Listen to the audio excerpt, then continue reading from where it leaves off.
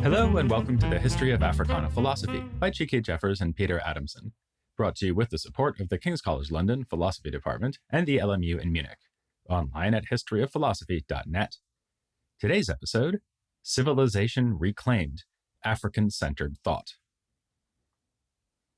By the late 1980s, it was finally becoming impossible to pretend that hip-hop could be dismissed as a passing fad. This unique development in the history of Africana music had first emerged in New York City, particularly the Bronx, during the 1970s. By the mid-1980s, it had already given the world such popular acts as Kurtis Blow, Run DMC, and LL Cool J. Rap continued to gain in popularity during the last years of the 1980s and the beginning of the 90s, a period that was also the heyday of what has been called Afrocentric rap. This designation is associated with, for example, the Native Tongues Collective, which included such genre-defining acts as the Jungle Brothers, De La Soul, A Tribe Called Quest, and Queen Latifah. Many of the major rappers of the era made songs about embracing African identity, like Big Daddy Kane's Word to the Motherland, or Stetsasonics' solidarity anthem AFRICA. The group X-Clan stands out in the story of this time, their lyrics and fashion boldly proclaiming their commitment to valuing African roots. In their first music video, Heed the Word of the Brother, from 1989, one can see lead rapper Brother J wearing a particularly large version of a fashion staple at the time, the Africa Medallion, a pendant featuring an outline of Africa colored in red, black, and green, hanging on a necklace. The logo for this podcast series on Africana philosophy is reminiscent of that fashion trend. This symbolic connection is appropriate, since it was a hallmark of rap during this time to name and quote figures like Malcolm X and other thinkers of the Africana tradition. Indeed, looking over the general history of American music, rap as an art form demonstrated during this time an almost unique capacity for the convergence of popular music with the intellectual tradition. Consider what we learned from another major rapper of the time, KRS-One, and his 1989 classic, aptly titled You Must Learn. He decries a world where Black children are not taught about luminaries like Benjamin Banneker, whom we discussed back in episode 35. Most instructive for our current purposes is a part of the song's third verse. Let me continue with Theodosius, a Greek ruler not known to most of us. He, in the 4th century AD, closed the Egyptian schools, you see. KRS-One goes on to name Justinian as another ancient ruler who finished the job that Theodosius started, concluding, as a result, ignorance had swirled over Christian Europe and Greco-Roman worlds. How did it come to be that this American rapper felt it important to discuss the educational policies of Theodosius and Justinian, Roman emperors from the 4th and 6th centuries? KRS-One was drawing on George G.M. James's 1954 book, Stolen Legacy, which we first discussed in episode 123. George Granville Mona James was born in Guyana in 1893 and studied in Britain before getting his PhD from Columbia University, after which he began a career of teaching at historically Black colleges, Livingston College in North Carolina, and then the University of Arkansas at Pine Bluff. He died in 1956, 2 years after the publication of Stolen Legacy. There's much we do not know about his life at this point, but we're pretty sure that he was a Prince Hall Mason. One of the claims that James makes in Stolen Legacy is that ancient Egyptian thought was taken up and perpetuated by the ancient Greeks, even after Alexander the Great's conquest of Egypt, until Theodosius and then Justinian suppressed the Egyptian tradition in order to advance Christianity. It's clear that KRS-One, when writing his verse, had a particular passage from Stolen Legacy in mind. It reads, "The Egyptian mysteries and the philosophical schools of Greece were closed by the edicts of Theodosius in the 4th century AD and that of Justinian in the 6th century AD, i.e. 529. And as a consequence, intellectual darkness spread over Christian Europe and the Greco-Roman world for 10 centuries, during which time knowledge had disappeared." This example gives us a nice window into the phenomenon often referred to as Afrocentrism. Firstly, when people speak of Afrocentric thought, they could be talking about any number of ways of centering an African perspective in one's thought and research, but they're most often referring particularly to this kind of attempt to highlight the greatness of ancient Egypt as an African civilization. Secondly, it should be clear that there are often serious questions about whether so-called Afrocentrists distort historical facts in order to highlight this greatness. For example, is there really any credible way to argue that after the suppression of Egyptian thought by these two Roman emperors, knowledge disappeared? But these 2 points aside, there's a significant chronological question we should ask about what it means to call people like George G.M. James and KRS-One representatives of Afrocentric thought. It matters that the term is arguably anachronistic when applied to James, but not necessarily when applied to KRS-One.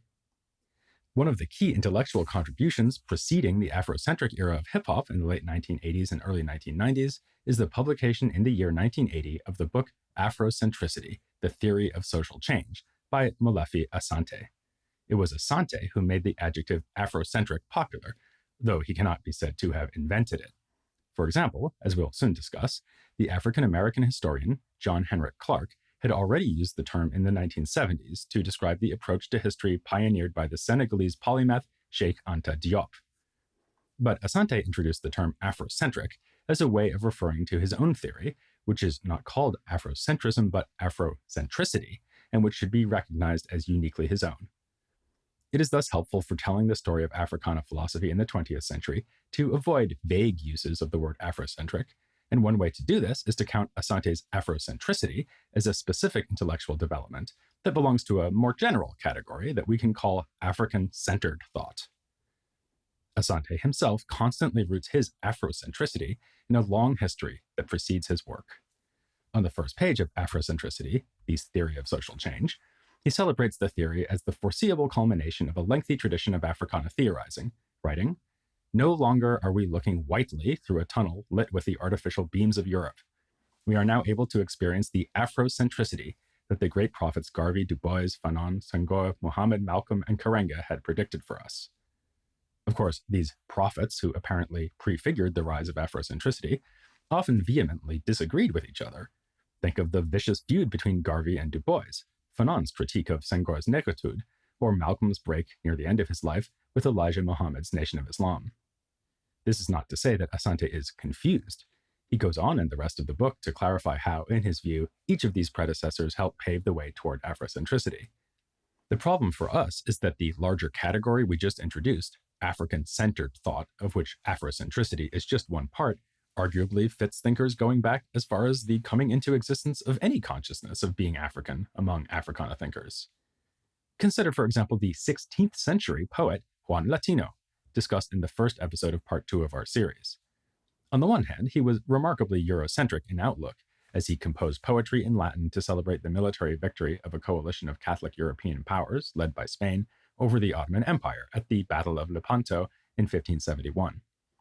On the other hand, we mentioned that in this poem, he included a response to the idea that his blackness made it inappropriate for him to perform this task.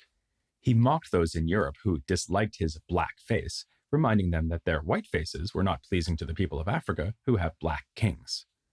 If African-centered thought involves self-consciously attempting to dislodge the dominance of European habits of thinking by privileging ways of looking at the world through African eyes, then Juan Latino gives us an example of African-centered thought as far back as 1573. But a more immediately relevant milestone year for African-centered thought as it developed in the 20th century would be 1954, the year of publication for James's Stolen Legacy and also Cheikh Anta Diop's first book, Negro Nations and Cultures, in French, Nations Nègres et Culture. We first explored Diop's work long ago in episode 22, but the time has come for us to say more about his importance and influence as a thinker.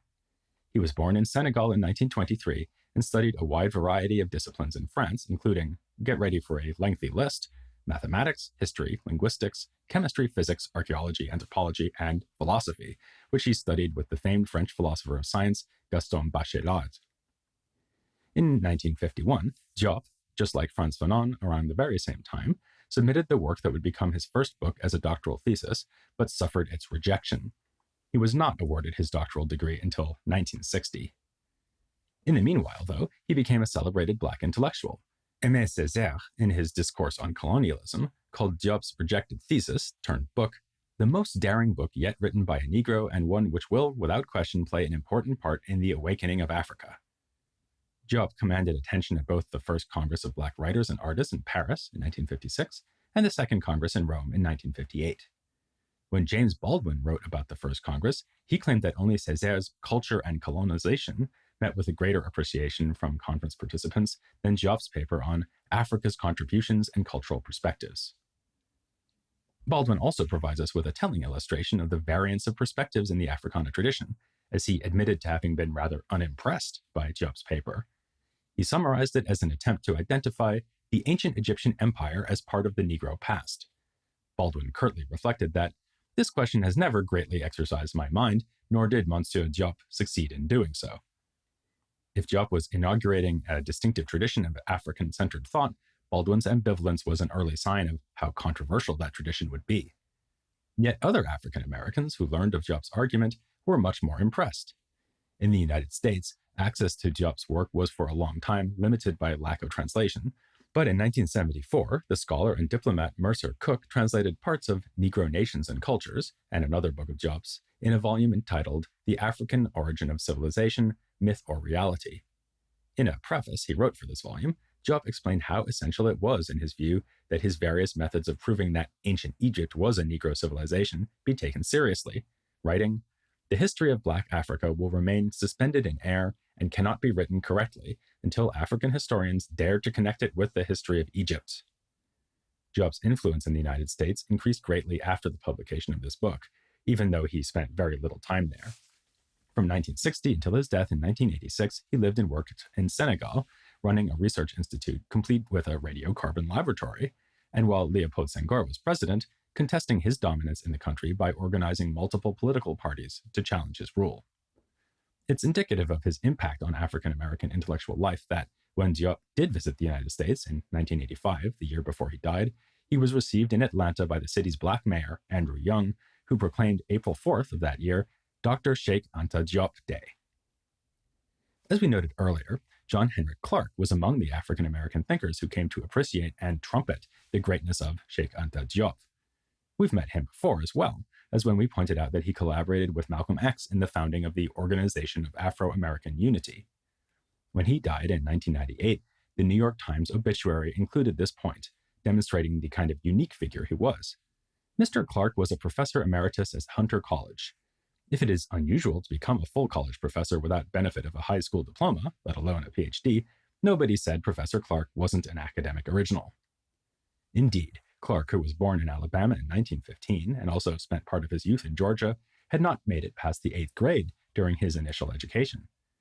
His development into a respected scholar and activist came as a result of his journeying up to Harlem in the 1930s and being mentored by Arturo Schomburg, the Afro-Puerto Rican intellectual whose monumental collection of books, artworks, and other artifacts of Black history eventually led to the creation of the Schomburg Center for Research in Black Culture, part of the New York Public Library.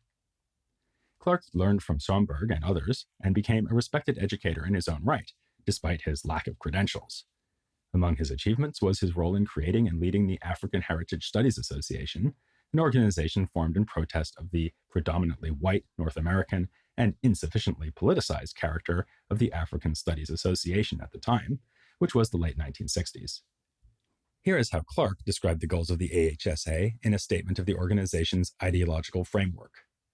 The intent of the African Heritage Studies Association is to use African history to effect a world union of African people. This association of scholars of African descent is committed to the preservation, interpretation, and creative presentation of the historical and cultural heritage of African people, both on the ancestral soil of Africa and in diaspora in the Americas and throughout the world. It will be our function as scholar activists to put the components of our heritage together to weld an instrument of liberation. This conception of African history and its purpose should presumably be kept in mind when we come across Clarke using the word Afrocentric in a piece on Diop's contributions, published in an issue of the periodical Black World from 1975. Clarke wrote, "The books of Dr. Diop upset white scholars the world over and started a rage against him that has not abated. He challenged their interpretation of African history and backed his challenge with scholarship that they could not dismiss. Among the African writers using the French language, he launched the Afrocentric approach to history." By the time he wrote these words, Clarke had helped to influence the rise of Black studies at predominantly white institutions, including the Africana Studies and Research Center at Cornell University. He was a mentor to James Turner, the founding director of the center, who can himself be credited with introducing the phrase Africana Studies to the world. This makes Turner, in important respects, a grandfather of the term we've been using to describe the topic of this podcast, Africana philosophy. Clarke not only taught at Cornell, but helped to bring it about that another self-educated historian of Africa taught there as well, Yosef ben-Jochannan. Mystery surrounds this latter figure. Ben-Jochannan claimed to have been born in Ethiopia in 1918, the son of an Ethiopian Jewish father and a Puerto Rican mother with Jewish ancestry, but this has been questioned. It is generally accepted that, as he himself recounted, he spent his younger years in the Caribbean before arriving in Harlem in the 1940s, but controversy surrounds what educational qualifications, if any, he attained before and after this move. Nevertheless, to those who listened to his lectures and bought his books, he was simply Dr. Ben. After having made a name for himself as a public speaker and educator in Harlem in the 1960s, he began the 1970s by self-publishing a number of books that went on to become staples of collections of African-centered thought. One of his best-known works is Black Man of the Nile, originally published in 1970. He stated its purpose in the preface as an honest effort to present Africa's history, some aspects of it, from an African's or black man's point of view, an understanding of how a black man and his fellow black men, or Africans, see their mother continent, Africa, or Al-Kebulan. The emphasis here on the African point of view needs no further comment, but it is worth noting ben-Jochannan's use of Al-Kebulan as an alternative way of referring to Africa. One of the clearest signs of his intellectual influence is that others went on to use the term. Ben-Jochannan claimed that this is the oldest name for the continent, and the only one of indigenous origin, as compared to Africa, a name which was given to this continent by the ancient Greeks and Romans. We know of no evidence that could substantiate his claim that Al-Kebulan is an older term than Africa, given that the latter goes back to antiquity, whereas the term that ben-Jochannan introduces is not found in any ancient text. But at least it's not something he invented. Ben-Jochannan appears to have been drawing, directly or indirectly, on the work of André Thevet, a French priest and explorer of the 16th century. The 12th chapter of Thevet's Cosmographie universelle of 1575 includes the claim that Ethiopians, among others, refer to Africa as Al-Kebulan. How Thevet came to know this, and even who exactly counts as Ethiopians in this context, is rather mysterious, but this is the kind of idiosyncratic mix of information and interpretive creativity that one encounters in the work of Dr. Ben. The influence of his work is also uniquely exemplified in music. That Nigerian icon of cultural resistance, Fela Kuti, released a song in 1977 called Don't Worry About My Mouth, Oh, in which he celebrates his ability to carry on the traditions of his ancestors rather than follow European ways. His primary example is using a chew stick rather than a toothbrush and toothpaste, hence the title of the song. Fela ends the song by imploring listeners to check out, go and read the book, The Black Man of the Nile, by ben-Jochannan. His name comes up in hip-hop, too. The group Poor Righteous Teachers first emerged during the Afrocentric era in hip-hop, making their mark with a hit called Rock This Funky Joint. Their final album, released in 1996, featured a song called Word is Life, on which the group's lead rapper, Wise Intelligent, proudly proclaims, "We watch lectures by Cheikh Anta Diop, Henrik Clarke non-stop. Dr. Ben gets props." And coincidentally or not, this unabashedly studious boast about watching recorded lectures comes right after Wise Intelligent assures us of his oral health by saying, "Chew sticks, I chew." Mentioning the Poor Righteous Teachers offers us an opportunity to clarify something about what may be called the religious currents of the time. Wise Intelligent begins his first verse on Word is Life, saying, "Just like knowledge is infinite, I'm God, and I'm living it." This indicates that he is part of the 5% Nation, also known as the Nation of Gods and Earths, a movement that evolved out of the Nation of Islam. Not since describing Malcolm X's break with the organization have we devoted any sustained attention to the Nation of Islam, and we'll rectify that here. This is arguably a tangent, as it is possible to deny that the Nation of Islam, or the Nation of Gods and Earths, count as examples of African-centered thought. Nevertheless, the connections are close, as demonstrated by Wise Intelligent. So let's pick up the story of the Nation of Islam as of 1975, when Elijah Muhammad died and his son, Wallace Muhammad, became the new leader of the group. Very swiftly, he began changing the group in various ways, moving people away from the uniqueness of his father's teachings towards Orthodox Sunni Islam. Within a few years then, Wallace, or as he was later known, Warith Din Muhammad, brought to an end the Nation of Islam as it had previously existed. Eventually, he would call the non-separatist group he was leading the American Society of Muslims. But as you may know, there does still exist today a group known as the Nation of Islam, led by Minister Louis Farrakhan. How did this come to be? Once known as Louis X, Farrakhan had been mentored by Malcolm X. In the wake of Malcolm's break with Elijah Muhammad and his assassination, Farrakhan became the organization's most prominent minister. After Elijah Muhammad's death, Farrakhan accepted at first the new direction in which the deceased leader's son took the organization. But eventually he broke with Wallace and revived the Nation of Islam of old, continuing the work of Elijah Muhammad. This is how Farrakhan came to have a uniquely powerful position as a black nationalist leader in America during the 1980s, something that was in turn reflected in the hip-hop of the late 1980s and early 1990s. Consider, for example, Public Enemy's seminal 1988 album, It Takes a Nation of Millions to Hold Us Back. The album's first song, Bring the Noise, which opens with a vocal sample of Malcolm X from a recording of his Message to the Grassroots speech, features this lyric from Chuck D. Farrakhan's a prophet, and I think you ought to listen to what he could say to you. Then on the album's second song, Don't Believe the Hype, Chuck D returns to the theme, calling himself the follower of Farrakhan and adding, Don't tell me that you understand until you hear the man. Farrakhan's influence on hip-hop is, however, outstripped by that of the Five Percenters, who were likewise an offshoot of the original Nation of Islam. In 1964, the year that Malcolm made his final break with the Nation, another former adherent struck out on his own as well.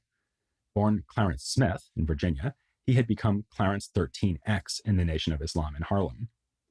There are differing accounts of what caused his departure from the organization, but there was much continuity between his new way of thinking and the teachings of Elijah Muhammad. We can trace their innovation to a particular advanced lesson, first composed by that ultra-mysterious original founder of the movement, Master Fard Muhammad, who was said by Elijah Muhammad to be Allah in the flesh. According to the Lost Found Lesson, number 2, questions 14 to 16, 85% of the people are uncivilized and easily misled, 10% are the bloodsuckers of the poor, who take advantage of the 85%, and then, of course, there's the remaining 5%. They are the poor righteous teachers who do not believe in the teachings of the 10% and are all wise and know who the living God is and teach that the living God is the Son of Man, the Supreme Being, or the Black Man of Asia, and teach freedom, justice, and equality to all the human family of the planet Earth. This depiction of God as a black man in the advanced teachings of the Nation of Islam is the origin of the 5%er teaching that each black man is God. Leaving behind all versions of the name Clarence, the founder of the 5% Nation became known as Father Allah, teaching black men to see themselves as gods and teaching also that the black woman is the earth. Father Allah was murdered in 1969, by whom is still unclear, but his ideas did not die with him.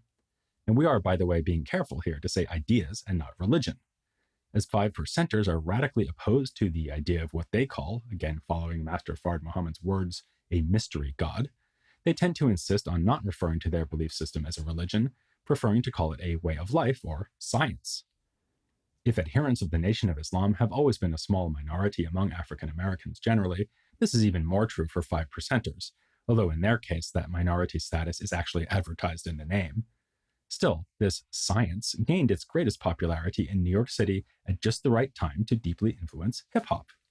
Many of the music's greatest practitioners have been 5%ers, including the man many consider the greatest of all time, Rakim, or as he also calls himself, Rakim Allah, the God MC. A short list of other important 5%ers in rap would have to include individual MCs like Big Daddy Kane and Busta Rhymes, as well as groups like Brand Nubian and Wu-Tang Clan. Nas's 1994 album, Illmatic, which alongside It Takes a Nation of Millions to Hold Us Back is a contender for greatest album in hip-hop history, also shows the notable influence of 5%er ideas. The final figure active in the 1970s whom we will consider is Chancellor Williams, who greatly shaped African-centered thought with his 1971 book, The Destruction of Black Civilization. The book's introductory section, which he calls its preview, does much to help us understand the motivations and objectives of the rising trend of African-centered thought. Williams wrote the book when he was already in his 70s, but he begins by evoking his childhood in the South during the Jim Crow era, back at the very beginning of the 20th century. In a small town surrounded by cotton fields in South Carolina, a little black boy in the 5th grade began to harass his teachers, preachers, parents, and grandparents with questions which none seemed able to answer. How is it that white folks have everything and we have nothing? Slavery? How and why did we become their slaves in the first place? This early curiosity set him off on a lifelong journey of study, with one key inspiration being the Crisis, the NAACP journal edited by Du Bois. Having been encouraged by a teacher to become a sales agent for the periodical, he discovered in the back pages of The Crisis the titles of books that made him aware that Africa was the cradle of civilization. He found this exciting, but also perplexing. How had Black people gone from once being the leading people on Earth to occupy such a low and degraded position? Williams does not give his entire educational history in the preview, so we'll interject here to say that he went on to study at Howard University, obtaining a master's degree in history in 1935. He studied with the man who has been called the father of African studies, William Leo Hansberry, whom we briefly discussed in our episode on his niece, Lorraine Hansberry. As we noted, Hansberry was directly influenced by Du Bois, so alongside Williams's earlier reading of The Crisis, we're again seeing the legacy of Du Bois's strong interest in African history. It also seems worth noting Williams's rather Du Boisian combination of interest both in history and sociology. He obtained a doctorate in sociology from the American University in 1949, and that same year became a faculty member in the history department at Howard. In the preview, rather than telling us about his teaching career, he tells us of his continued studies. He became a research fellow at Oxford University in 1953 as part of his effort to find out what Europe could teach him about Africa. Then, beginning in the mid-1950s, he embarked on an ambitious project of field studies in Africa, eventually visiting 26 countries on the continent. While maintaining that this type of research should be undertaken only after thoroughgoing research in written and other documentary sources, he nevertheless emphasized the investigation of oral history as being of the highest importance in the effort to understand African history. A book called The Destruction of Black Civilization, Great Issues of a Race from 4500 BC to 2000 AD, was the ultimate fruit of all this time and study. Williams had intended to produce a 2-volume history of African people, but he began to lose his eyesight and thus felt the urgency of summarizing in 1 volume all that he had learned as he sought to answer the questions with which he had pestered adults when he was a child. The story of decline that he tells in the book is, to say the least, quite idiosyncratic in relation to most scholarship on African history. After what he calls the Golden Age in the history of the Blacks, which he identifies with the Old Kingdom of ancient Egypt, he takes the destruction of Black civilization to have been the result, in large part, of repeated white invasions. Given the ancient period he has in mind here, he's not using white invasions to refer to modern European imperialism, but rather initially to incursions by those generally referred to in the study of ancient Egypt as Asiatics, coming from Palestine. The ongoing progress of these incursions ultimately resulted in the change from an all-black Egypt to an all-white Egypt. He firmly rejects the fascination with Islam we see among many African Americans, with the influence of the Nation of Islam and the 5 Percenters, as distant as those traditions may be from Sunni orthodoxy. Instead, Williams came to view the Asian imperialism of Arabs as even more devastating for the African people than that of either Europe or America. After the final conquest by Arabs of the original center of Black civilization came, according to Williams, long periods of wandering all over the continent. This is what explains the loss of writing by the people who invented it, and the splintering of the Black race from an original unity into countless little independent societies and chiefdoms. The 10th to the 19th centuries, in his account, saw the re-emergence of Black kingdoms and empires in various parts of the continent, but these eventually fell to Islamic and then European Christian imperialism. Writing after the attainment of political independence by the various countries of Africa, Williams took his people to be at a crossroads. Could they achieve the unity they once had and truly throw off the yoke of white subjugators once and for all? To see how this sort of African-centered thought looks to its critics, let's turn to the treatment of Williams in Stephen Howe's 1998 book, Afrocentrism, Mythical Pasts, and Imagined Homes. Howe, a British historian, was concerned in his book to combat what he took to be a persistent betrayal of the standards of truth essential to good historical research among so-called Afrocentrists. When turning to Williams, Howe admits that his dedication to the task of recovering African history cannot be doubted. This dedication, according to Howe, was obvious as early as Williams' doctoral research on African American religion, and is exemplified in a book that Williams published in 1961, before the destruction of Black civilization, called The Rebirth of African Civilization. The titles suggest a close connection between the two books, yet Howe nevertheless argues that the books should be seen as extremely different. He writes, Williams's first major book, The Rebirth of African Civilization, mainly a study of social mores and educational change in Ghana during its transition to independence, was based on substantial fieldwork and was a serious, if neglected, contribution to the 1960s debate on Africa's future, despite its idiosyncratic forays into comparative ethics and moral exhortation. By contrast, Howe describes the destruction of Black civilization as thoroughly fantastic, an entirely fanciful story, and sheer fantasy. For a more nuanced critical approach to the book, we may turn to Ta-Nehisi Coates, whose 2015 book, Between the World and Me, established him as one of the most important public commentators on issues of race and Black identity in our present-day era, which is characterized most famously by the use of the slogan, Black Lives Matter.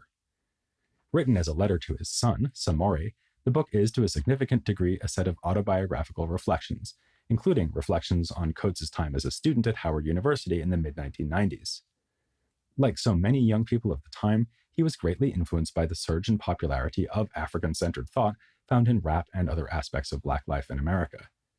There was also in his case a rather direct lineage connecting him to this tradition. Paul Coates, his father, was the founder of Black Classic Press, a Black publishing company that did much to make the works of major figures of African-centered thought widely available. The most notable case would be Ben-Jochannan. As we noted earlier, his books were initially self-published, and it was Black Classic Press that made them more widely available in the 1980s and 1990s. In Between the World and Me, Paul's son, Ta-Nehisi, tells us that by the time he arrived at Howard, Chancellor Williams's The Destruction of Black Civilization was my Bible. Among the parts of the book that meant the most to him was a section on Queen Nzinga, the 17th century ruler in what is now Angola, who famously resisted the Portuguese.